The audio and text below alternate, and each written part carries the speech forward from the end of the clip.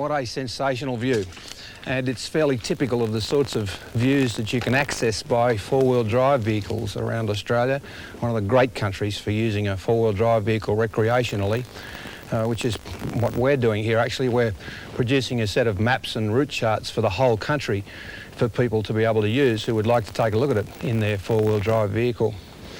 And the more I'm out here, the more I realise just how much there is of it to see that's worthwhile, that you can't see other than by four-wheel drive vehicle. It just does access some fantastic areas. And there's one other thing I realise as well.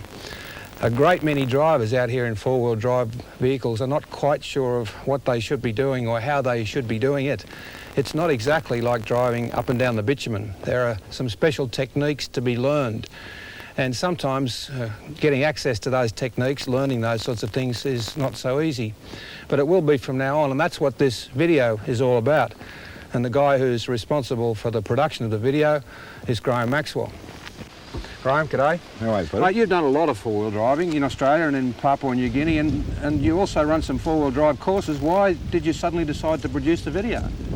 Well, Peter, a couple of years ago when I set up the four-wheel drive courses that I was doing, there just wasn't anything available to use as backup to the theory lessons that I was giving these people before I let them loose into the scrub. So do you intend to teach everything about four-wheel driving? All of the basic stuff, from the differences between the vehicles, right through to the basic recovery gear they should have. Like climbing up steep tracks like this one? Yeah, exactly. In the right gears, yes, at the right time? Exactly. With a bit of wheel slip? He's getting there, though. It's a hard road. Well, mate, good luck with it. I mean, let's get everybody doing it right. It's hard work and it deserves to be done properly. I think that's essential. Some of the things that you've seen people do and I've seen people do is terrifying. It's a big country, it's a magnificent country, but you really need to be prepared properly to be able to do it. I couldn't agree more, Graham.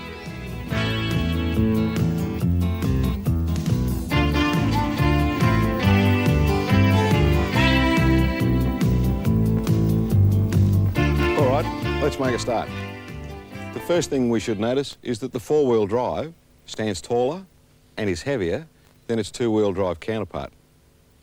That will mean, of course, that the centre of gravity in the four-wheel drive is higher than that of the conventional vehicle.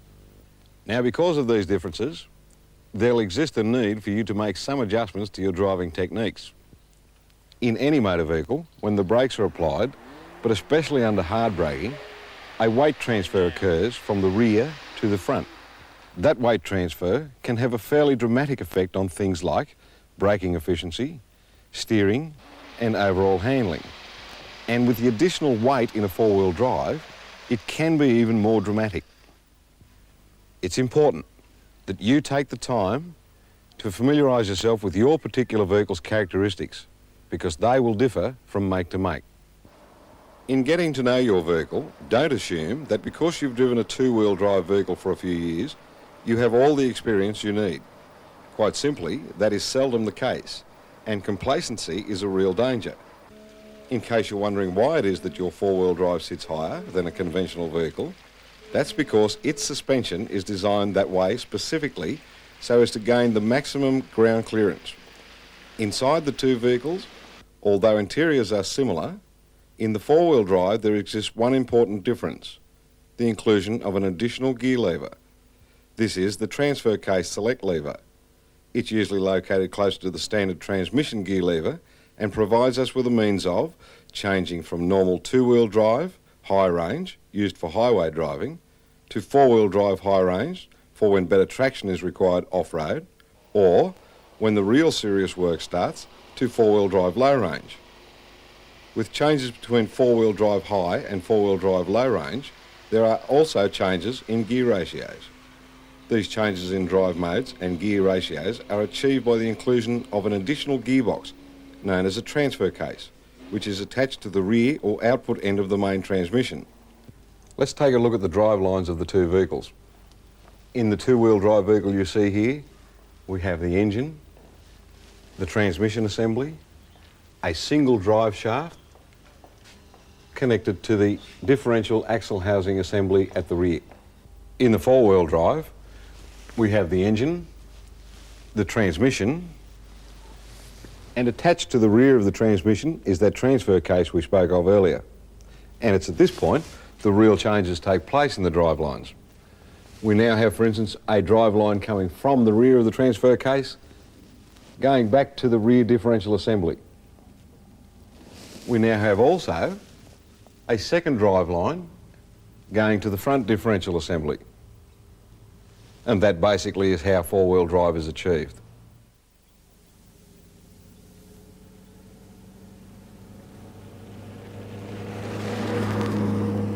It's important that you remember, though, unless your vehicle is of the constant four-wheel drive variety, even if you have engaged a four-wheel drive range with the transfer case lever, four-wheel drive will not be affected until such time as you have placed the freewheel hubs in position. That is, physically moved the hub to the lock position. Whilst we're on the subject of those freewheel hubs, let's talk about them a little more. Their function is to provide a means of connecting the front stub axle, to which the wheels are attached, with the drive coming from the front differential whenever a four-wheel drive range is selected. In addition to providing us with a means of connecting drive to the front axles, the hubs also provide us with a means of disconnecting that drive when four-wheel drive is not required, by moving the hub to the free position. This is done so as to avoid axle and transmission wind-up. If a four-wheel drive is used on a non-slip surface, such as bitumen, for distances in excess of 30 kilometres, wind-up will occur because these surfaces offer much greater traction. In many four-wheel drive vehicles today, the engagement and disengagement of freewheel hubs is done manually. In others, the task is done electronically, whenever the transfer case lever is moved into or out of a four-wheel drive range. I believe it's a good practice whenever you venture off the blacktop to engage both four-wheel drive and your hubs. Chances are you'll need to sooner or later anyway, but apart from that, it offers much greater control and steering stability on loose surfaces. In addition, if you do need a quick change to low range, it's only a flick of a lever away.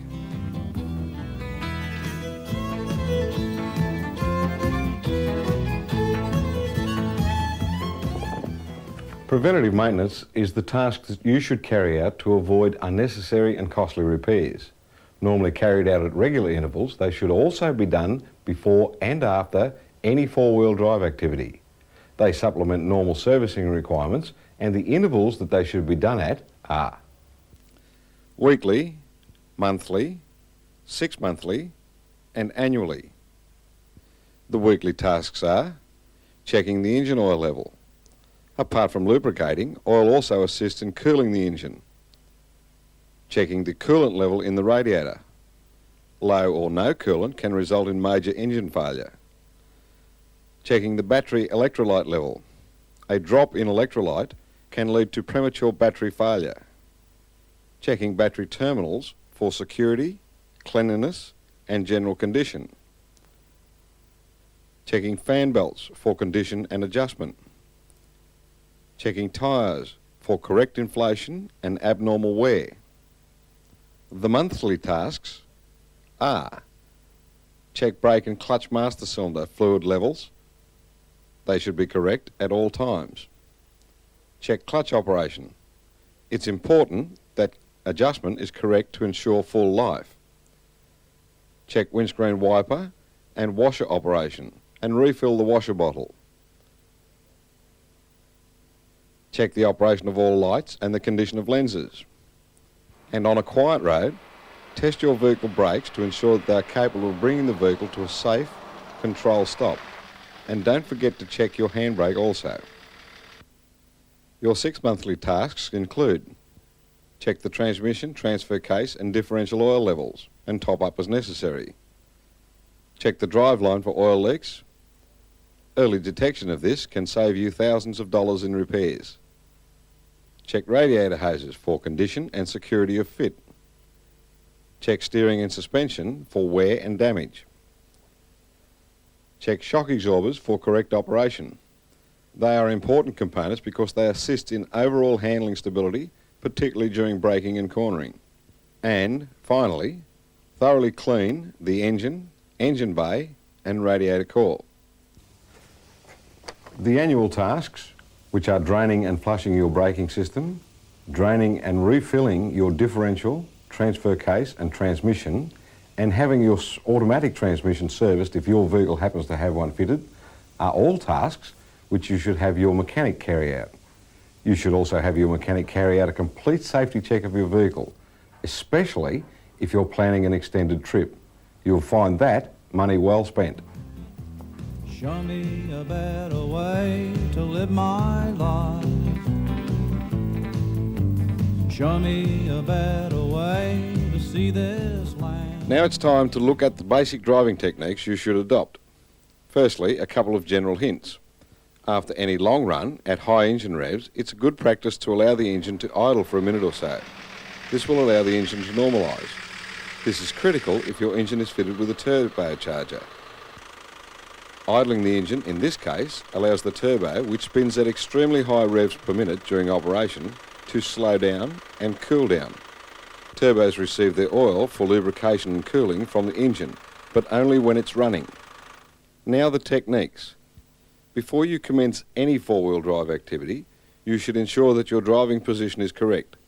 Make sure your seat is adjusted correctly so that all controls can be reached comfortably. Adjust rear view mirrors so that you have good all-round visibility.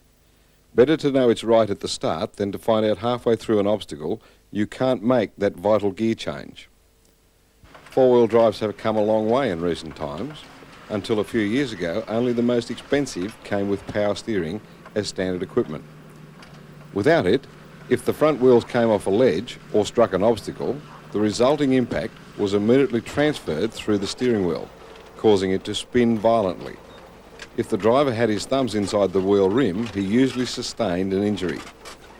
Although power steering virtually eliminates that problem today, it's still a good practice to place the thumbs outside the rim during four-wheel drive activities. In any four-wheel drive activity, control is of the utmost importance. One of the most difficult aspects of control is learning to use the brakes for maximum effect. You should practice bringing your vehicle to a stop by using light to medium brake applications. In doing so, you will enhance control. This is easily accomplished if you adjust your speed to suit conditions. Heavy or sudden brake applications will result in skidding, meaning a loss of traction. Remember, when you're back on the blacktop after any four-wheel drive activity, stop the vehicle, return the transfer case to two-wheel drive, high range, and the hubs to the free position. Since you're out of the vehicle anyway, make a check of the radiator grille area for debris, which may restrict the flow of air. Prevention is better than the cure. If you're travelling convoy style with other vehicles, be sure to keep a sufficient distance apart, particularly when negotiating rough ground, but especially during climbs and descents. Think safety. Show me a better way to spend my days. Only a foolish man would complain. Vehicle footprinting. That's the technique we four-wheel drivers use to place the wheels of our vehicle to maximum advantage. In other words, we place the wheels so that we retain maximum traction and gain maximum ground clearance over different types of terrain. You know that if you don't place your feet correctly when walking over rough ground, you'll lose your balance and fall. It's even more critical for your vehicle because it's a great deal heavier. Balance and stability are easily upset. If you don't place the wheels properly, you'll lose traction. If either the chassis or the differentials of the vehicle come into contact with the ground, you'll lose forward momentum. If you lose forward momentum or you lose traction, then you're in trouble. It may also result in damage to tyres, suspension, steering, or injury to passengers. Attention to detail is necessary when negotiating rough ground. That means picking your route so that ground clearance is maintained and all wheels remain in contact with the surface being negotiated. Simple things like running out of suspension travel or snagging the chassis on a log can cause your vehicle to lose traction or ground clearance or both. It's something that requires constant attention all the time. The windscreen is just a traveling picture show. Show me a better way to spend my day. There can be no doubt that terrain appreciation is one of the finer skills that you, as a four-wheel driver, can possess. This involves you being able to accurately assess a piece of ground or an obstacle and being able to determine whether it's a go or a no-go situation. Is it safe to attempt, or should you find another path?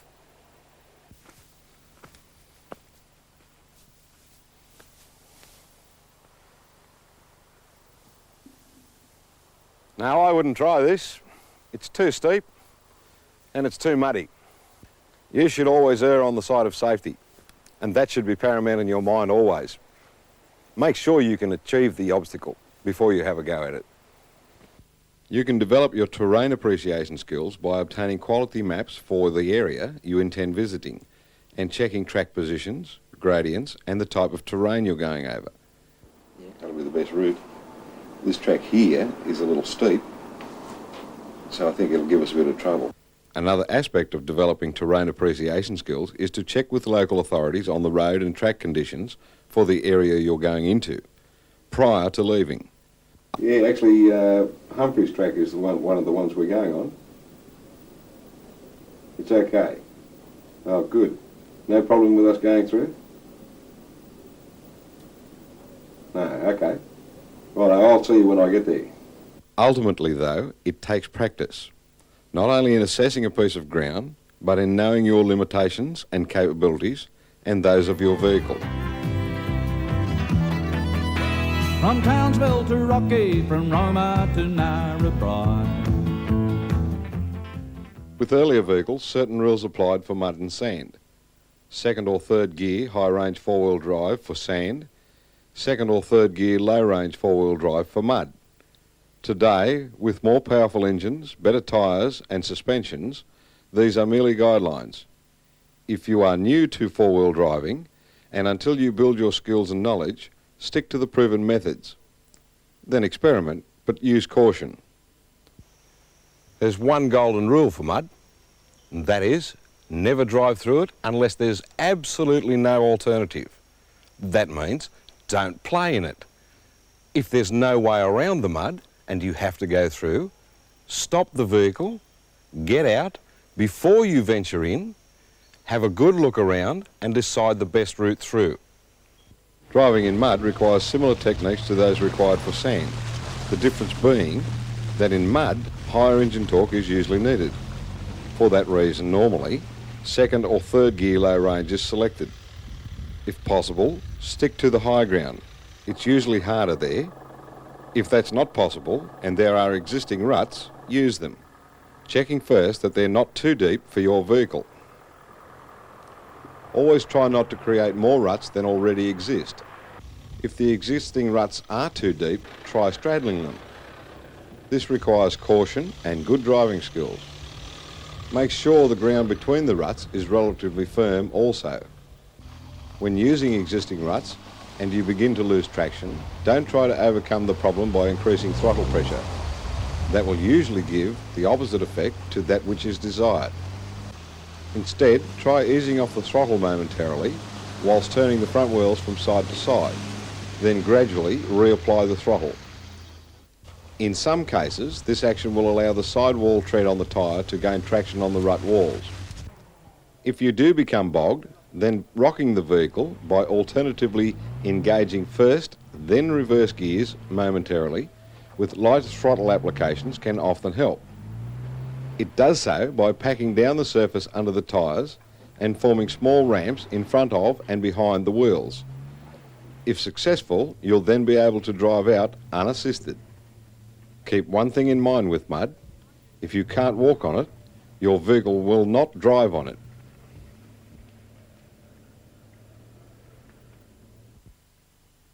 One of the great teachers for any four-wheel driver is driving on sand.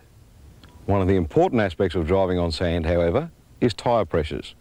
On hard-packed sand, for instance, you may be able to drive the vehicle with normal road tyre pressures. On soft-packed sand, however, it can be considerably different. You may need to lower the tyres down to as low as 70 kilopascals, but never lower. 70 kilopascals, by the way, relates to about 10 psi. If you're not sure about the area you're driving into, try to ask a local. They always have the local knowledge. One such person is a fellow by the name of Ray Muddle, who's here with us today, and Ray's from the Hunter Region Four-Wheel Drive Council. Ray, what are some of the things that you've found that people do wrong when they come into this area for the first time? Not reducing tyre pressures, Graham, would be the most important thing that people don't do. Reducing tyre pressures before any attempt is even made to drive onto the dune, onto the white sand. Reducing them down to about 80 kilopascals. Right. Okay, and some of the tips that you give your people when they're driving in the area? Yeah. Well, reducing tyre pressures, of course, is so very important before any attempt is made to drive in the sand. Following existing tracks is very important. Why is that, Ray? Well, because the sand is a little more hard-packed, and so it's not quite as difficult to negotiate. And also, then someone else has driven there, so there are no real hidden obstacles, and that makes it a little more safe to do so. Makes it a little more safe to use a bit more momentum, Graham, and momentum is so very important in negotiating up a sand dune. So not too fast and not too slow. Yeah, just picking a speed that's going to keep the vehicle mobile, picking the power band on the vehicle, picking the right gear, and being able to maintain revs and enough momentum so that the back wheels don't have to start to claw at the sand because they'll just bury down very, very quickly. I guess from what you're saying from that is that people should be aware that when you're going up a sand dune, that the back wheels are the ones that are doing most of the work. Yeah, they're doing most of the work, Graham, and if they start to bog down, then it's pointless in trying to continue forward. So the driver should realise that the vehicle is coming to a halt and stop. Usually at that point the vehicle can be driven back down the dune again and another attempt can be made. Okay, let's say I'm going up this dune and I get bogged. We teach them when they're driving in mud that we can use the first and reverse and rock the vehicle to try and gain traction, and by building little ramps either end of the vehicle. Does that work in sand from your experience? Not really well in sand, it doesn't, unless it's up a dune or down a dune, and rocking backward and forward can free the vehicle. Right. But if the vehicle is on a fairly level section of sand, then moving backward and forward will cause the vehicle to bury down very quickly and become suspended on the underneath the undercarriage of the vehicle, make it very hard to recover. So moving backward and forward, in answer to your question, is no, not on sand. I'm driving on sand, Ray, and I do bog the vehicle. What's the answer to that? Well, recognising that the vehicle is bogged is the important thing first, Graham. So the vehicle's come to a halt and it's lost traction and it's bogged. Recognise this bog, get out, walk around, have a good look at the vehicle. Usually by digging trenches away from the wheels may allow the vehicle to be able to be driven forward or backwards. But certainly 1 or 2 attempts is all that should be made because the vehicle will be continuing to bog down. So if the vehicle can't be recovered that way, then producing the old snatch-em strap and rendering the assistance of somebody else that's in the area is the way to go. Yes, that's right. And there's always usually someone around who's willing to hook up on the old snatch-em strap and tow the vehicle out. On hot days, in most beach situations that I have been involved in, you'll get a heat haze on the beach. How should the people approach that? Heat haze would be one of the greatest hazards that a driver has to contend with on sand and sand dunes such as here, because it's almost impossible to distinguish the mounds and the hollows in the sand. It all looks flat, and so the temptation is to increase speed and not be able to pick up those little humps and hollows means that the vehicle may get out of control. So you can find yourself diving over a precipice. Yes, exactly. A monstrous great cliff of sand and the vehicle can roll over. If local knowledge is not available, experiment, but do so with caution. Some other points to keep in mind are, if your route is to be along a beach and that is to be your way back, make sure you allow time for the return journey and be aware of the tide changes. Crisp gear changes are essential on sand if momentum is to be maintained. It takes practice and that should be your first concern. Normally, the use of brakes is not required in sand driving. In most cases, a control stop can be achieved by releasing pressure on the throttle. The friction between sand and tyres will do the rest. Sudden or hard braking should be avoided, as this usually causes a rapid build-up of sand in front of the wheels, destroying momentum. Gradual turns on sand achieve the best results. If a turn is necessary, do so by turning down the beach towards the waterline, where the harder sand lies. Planning ahead will help eliminate the need for uphill turns into the softer sand. With tyre pressures lowered, sharp turns should be avoided, as this may cause the tyre to separate from the rim. When using existing wheel ruts, allow the front wheels to find their own path and don't wrestle with the steering wheel. Make sure, though, that you remain in control at all times. Unless you are very experienced, steep downhill sand dunes should not be attempted. They require exceptional control and exacting lines. Extended periods of sand driving may cause a rapid build-up of temperature in driveline oils and components. You can reduce this possibility by avoiding sustained periods of this activity. You should also make regular checks of your vehicle's air intake system for sand. Finally, develop the habit of reinflating your tyres as soon as possible after any sand driving activity. Failure to do so may affect overall handling, braking efficiency, and cause rapid tyre wear. It may not be the big time, but it's good enough for me. Out along the road again in your good company. Show me a better way to live my life. It's here, in hill climbs and descents, that a four-wheel driver's true ability show through.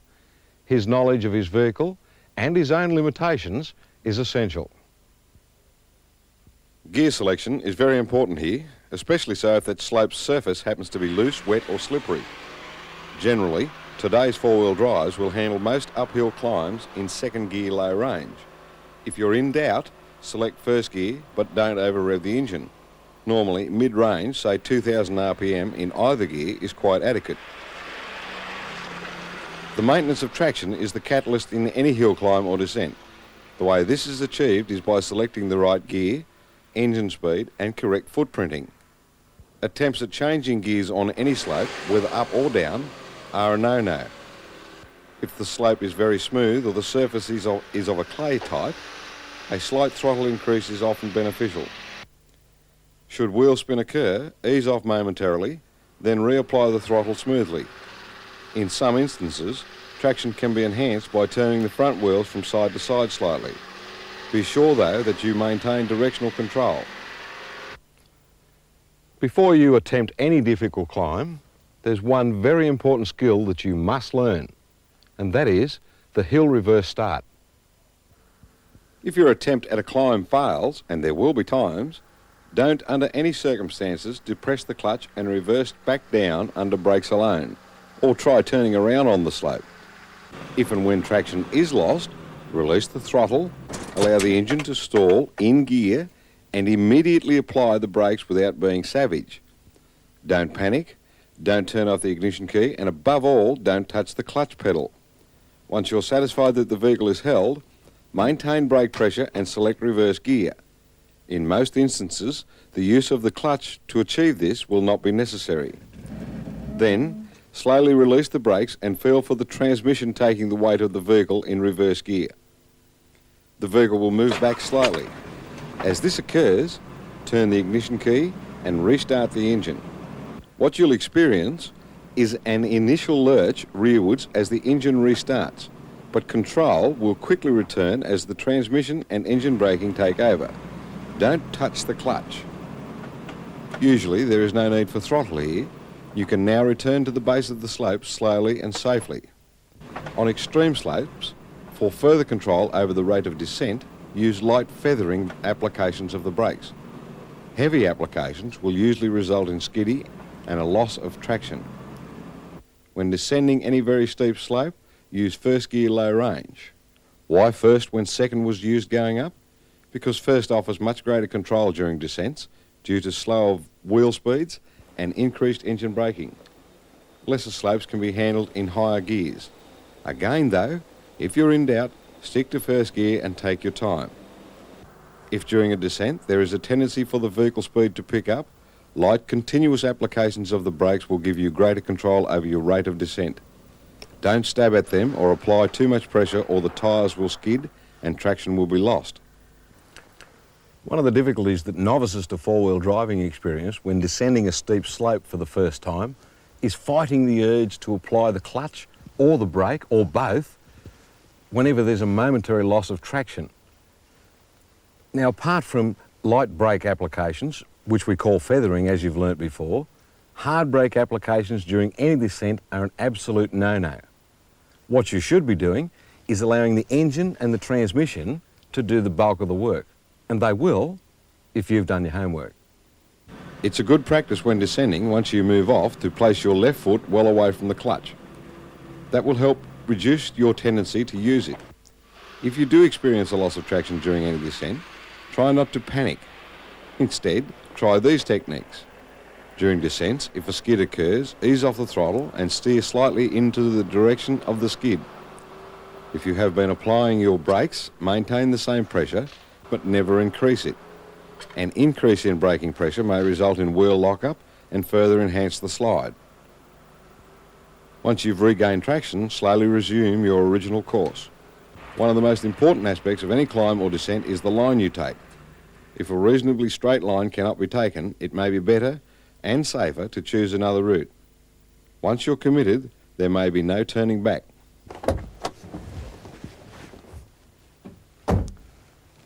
No matter how experienced you become, or how experienced you are, every time you come across an obstacle, even if you're familiar with it, don't plunge in. Stop your vehicle, get out, and have a good look around. Thoroughly assess the situation. You just never know what's happened in that area since you were last there. From Tabo to Denny to Wagga and Gundagai, you can't name a town that I won't do. Make sure you keep it free when I come through. You may well have promised yourself never to wet the wheels of your vehicle in anything deeper than a teaspoon. Problem is, in this big country, there are places where you will have to reappraise that thinking. Heavy rainfall in the catchment areas of streams just like this can cause a quiet stream to suddenly become a raging torrent. If that happens, and it happens while you're in it, there's not a lot you can do about it, but you need to be prepared. Generally, there are two types of water crossings, and I've classified them this way. Wading, where the depth of water is no higher than the centre of your vehicle's wheels, and fording, where the depth of water is above centre wheel height. There will be times when you experience a combination of both types in the one crossing. No matter what the type of crossing, always thoroughly assess it before you dive in. Walking over the crossing will give you a great deal of useful information. It will tell you how deep the water is and whether the bottom is sandy, soft or rocky. When you assess that crossing, it's a good practice to walk over one side where one set of wheels will travel and return on the other side where the opposite set will go. That will alert you to any hidden obstacles like large rocks, hidden logs or unsighted holes. In addition, it will give you knowledge of any usable high ground. Remember though, it's the same here as it was for mud or sand. If you can't walk on it, you cannot expect your vehicle to drive on it. If you are assessing a crossing in the far north regions of this great country of ours, be mindful of the fact that crocodiles inhabit many waters there. Many drivers pay a great deal of attention to the entry point of a crossing and too little to the exit. With some, once you're in, you're committed, and if you haven't selected an achievable exit, it'll all be too late. By paying attention to detail during your assessment, you'll gain the big picture. If your trip or excursion involves any water crossings, always prepare for the worst. That means, before you leave, check all wiring harnesses for bare wires, etc. Check ignition systems. Check axle and transmission breathers for security of fitting and adequate height. If your vehicle is not fitted with axle and transmission breather tubes to raise the height of the breathers, be aware when a warm axle housing comes into contact with cold water, the sudden temperature change can cause water to be drawn in and that will contaminate the oil. Raising the height of engine air intakes by fitting snorkels is another worthwhile consideration. The one seen here is a Safari brand supplied by Luxton's four-wheel drive equipment in Melbourne. On arrival at a crossing, depending on the depth, it may be necessary to waterproof such things as ignition systems and air vents. As a rule, but especially if you're on your own or the current is strong, never attempt crossings which are above headlamp height. As in any four-wheel drive activity, with water crossings, it's safer to have another vehicle accompany you. You never know when you'll need assistance. There should never be more than one vehicle on the crossing at a time. Entrance angle and speed are very important. Select a gear and throttle application which provides a steady speed. A good pace for most crossings is around 10 to 15 kilometres per hour. On entry, ease in steadily and gradually build momentum. Keep engine revs up and don't ease off. Once you're in, don't try changing gears and don't stop. If you do either, chances are that's where you'll stay. For deep water crossings, that speed can be accommodated nicely in first or second gear low range. It will also assist in creating that all-important bow wave. And the bow wave is an essential ingredient for success. It restricts water entry by creating a draft down each side and under the vehicle. Therefore, less chance of water affecting electrical components. The right momentum is critical. Where water depth is above mid-grill height, it's often a good idea to fit a blind. A blind can be anything from a Hessian bag to a sheet of plastic.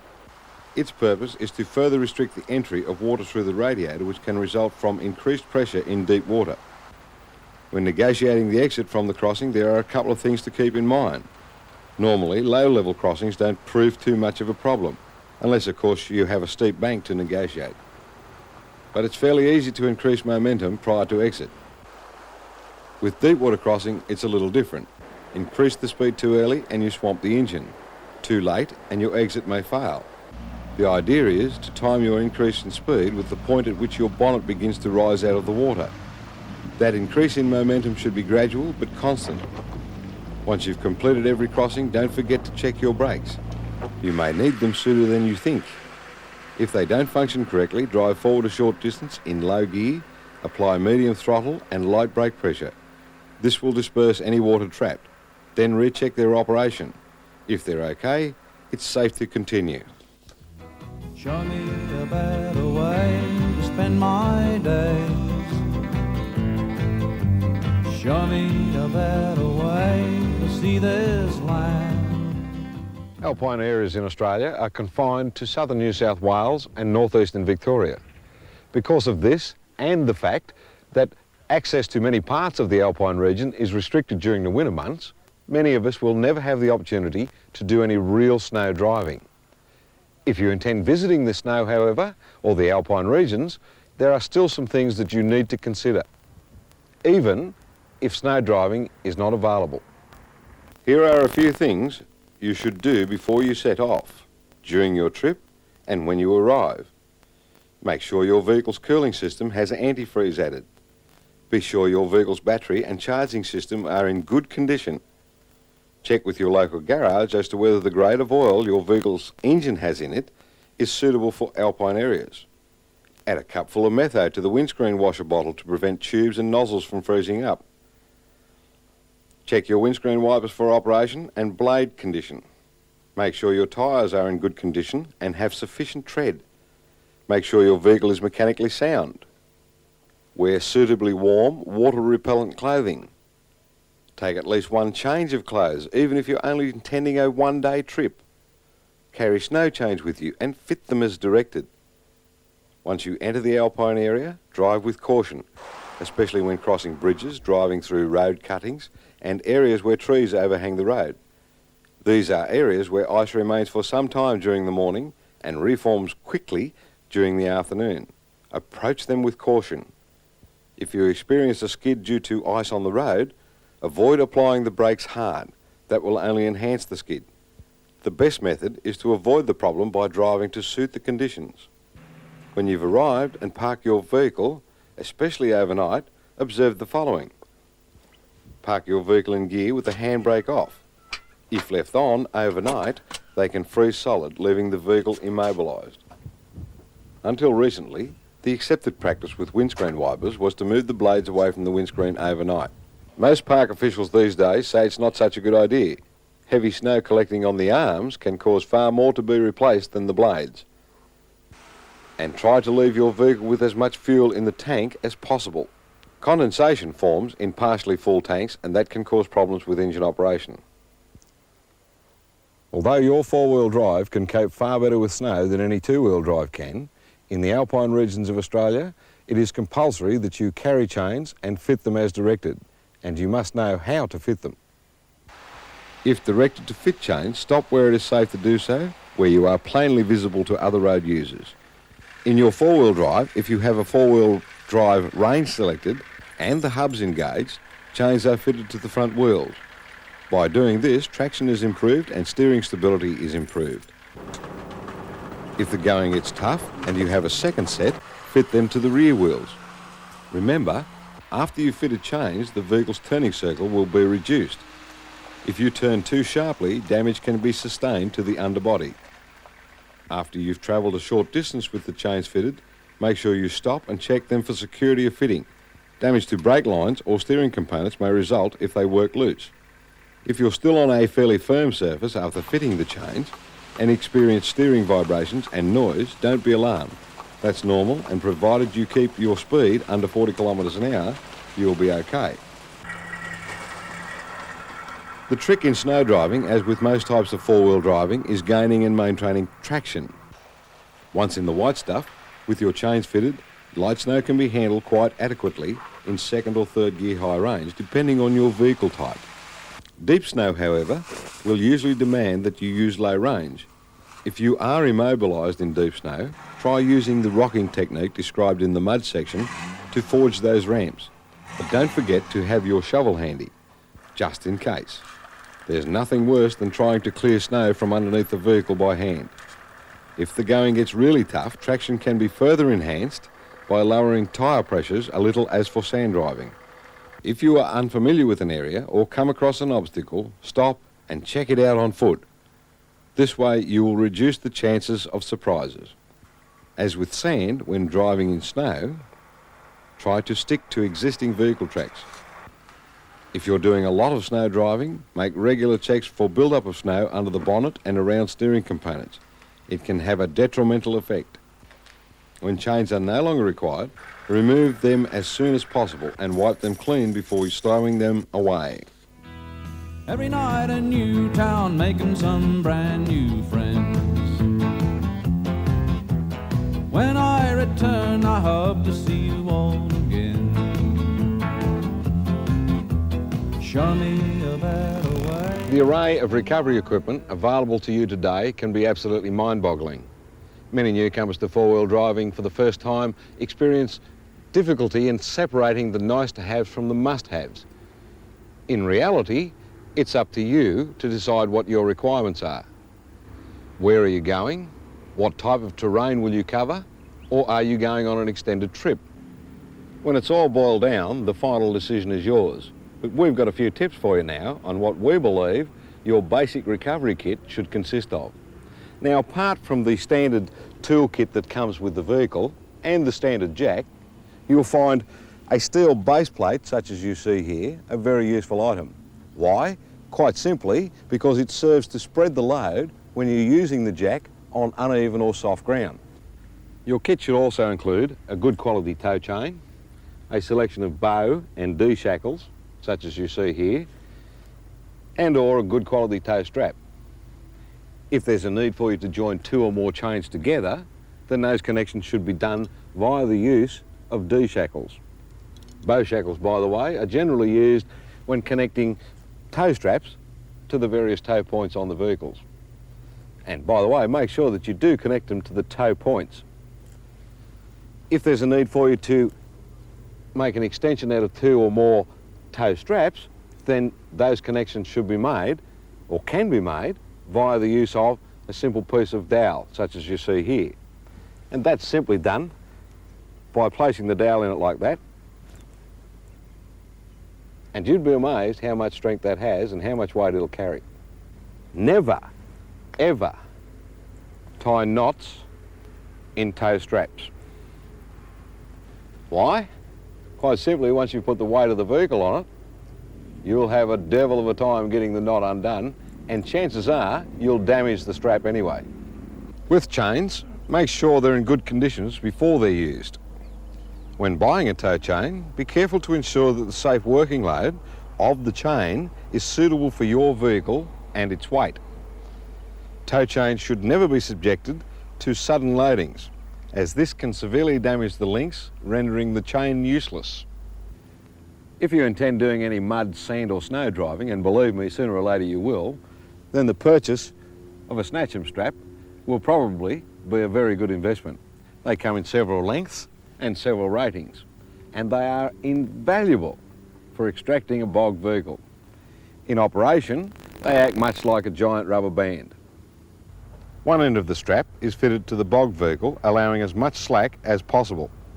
The other end of the strap is now fitted to the vehicle which will do the towing. By the way, don't make the connection to either vehicle on suspension or steering components, as this will result in damage. The idea is for the driver of the towing vehicle to move off in second or third gear, building momentum as quickly as possible. As the strap becomes taut and the load applied, it will stretch slightly and an inertia is introduced into it. That inertia in the strap is transferred to the bogged vehicle and it is literally snatched from its demise. In the interests of safety, it's never a good idea to join two Snatchem straps together by using D or bow shackles.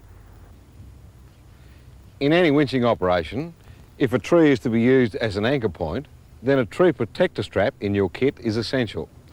They're used to wrap around the trunk, like you see here, and protect the tree from the possibility of ring barking. When selecting that tree as an anchor point, firstly make sure it's of sufficient diameter to support the load. Secondly, make sure that it's firmly rooted. If it's growing in soft or loose ground, choose another. The ends of the protector strap should be connected via the use of a bow shackle. You should include at least one shovel as part of your kit. Without a shovel on board, you're going to find digging trenches in front of and the rear of wheels extremely difficult. Similarly, you'll find removing dirt or sand or snow away from diff centres in a bog situation even more arduous. Whilst it's not absolutely essential, the purchase of a high-lift jack as part of your kit can be a very worthwhile thought. Aside from offering a much higher lift than a normal jack in wheel changing operations, they can be a very useful recovery tool as well. When you use a high-lift jack, be conscious of the fact that because of its small base plate, extreme caution is needed. The more weight applied and the higher it lifts, the more unstable it is likely to become. One other piece of gear that you should give some thought to including in your kit is a set of snow chains. All right, so you say to me, but I live in Queensland. Why would I need a set of snow chains? That's ridiculous. Well, it's not, because snow chains, apart from aiding in traction gaining in snow, will also aid in traction gaining in sand when you're negotiating mud, or you have a need to negotiate a very steep hill climb. The range of vehicle-mounted winches today is just too immense for us to be able to cover during this program. Time doesn't permit. All we want to do really is make you aware that there are alternatives to having a vehicle-mounted winch, which in most cases today are very expensive. One of those alternatives is to purchase yourself a portable winch, and it will get you out of most problems. Portable winches come in various sizes and capacities. They have a couple of advantages over vehicle-mounted winches. They can be used, for instance, from either end of the vehicle or from either side.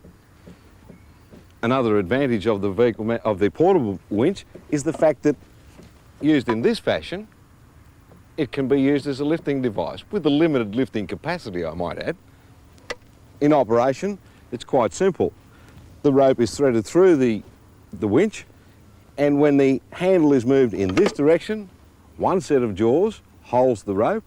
When the handle is moved back in the opposite direction, as you've seen then, the rope moves through the winch.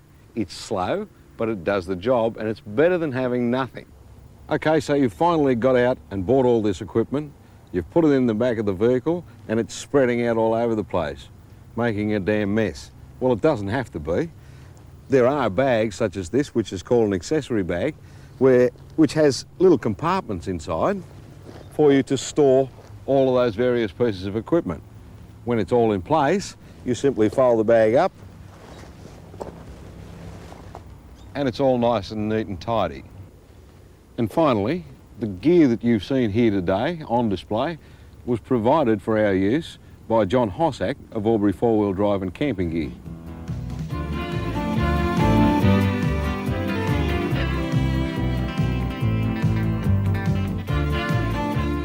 Foremost in the mind of all off-roaders should be safety. Safety for themselves, for their passengers, but also for the environment. Today, the environment is everybody's responsibility. With me is Ted Stabb from the Department of Conservation and Environment. Ted, what's your position with the department? I'm a planning officer for recreation and conservation in the North East region. Right. Have you got some tips for people who are heading off-road, off the bitumen into the bush, with regards to looking after themselves and the bush around them when they're travelling through? Well, yes, I'd ask them to be well equipped Right. and to know where they're going, to have a map, to do some checking before they go as to the roads and their condition, as to seasonal closures.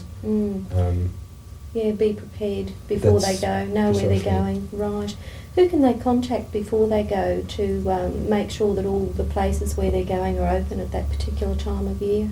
Well, the local land management authority, I guess, be it the National Park Ranger or in our case the local office of the Department of Conservation and Environment, Yes. the Lands Department or whoever looks after the area.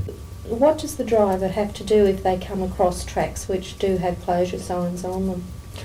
Well, we'd certainly want people to respect the sign and realise that it's there for a purpose. And you can be penalised quite severely if you do not take notice of the signs that are there and go through anyway. Yes, seasonal road closures or management vehicles only tracks are backed up by legislation, and depending exactly where you are and what the land tenure is and what state you're in, you might be looking at imprisonment or a hefty fine of a couple of $1,000. What's the department found generally with drivers acting irresponsibly? Well, I guess there's damage to roads, and that can result in quite severe erosion. There's also the safety aspect, apart from the cost to the government departments of repairs. So basically, if we want to keep the roads open for the generations to come, we should leave it the way we find it. Well, yes, that's an important point. How can the four-wheel drive community be of assistance to the department? Well, when they're on a trip, there's a number of things that they can do. If they come to sections of road that have been damaged, they can report them so that we'll be able to do something about them. If there are trees over the road that they can handle, cut them off. If there's drainage problems that they can cure fairly easily, well, it would certainly help that they did something about that. I guess in general terms too, if they have doubts, need advice, come to us, phone up the ranger rather than in fact running into trouble and making it harder for everyone. What about rubbish? I guess the code of ethics for minimal impact on the environment is to take out what you bring in with you, and if you find someone else's rubbish, do the right thing and take it too. The irresponsible ways of a few has contributed to the closure of many areas previously open to the general public. The Australian National Four-Wheel Drive Council has a code of ethics which their members must observe. All four-wheel drivers should adopt this code, but it only works and it's only valuable if it's observed. By now you will have discovered successful operation of a four-wheel drive is not as simple as jumping in, turning the key and heading off to the bush. Here you have seen demonstrated the basic skills and techniques you must develop to achieve safe, responsible and successful operation of your vehicle. That takes a great deal of practice and a caring attitude. Care for not only yourself, but for your family, others and the environment. It must be emphasised that having viewed this video does not mean you're now ready for that round Australia trip. That requires strict planning and attention to detail. In the meantime, however, good luck, keep practicing and enjoy your driving.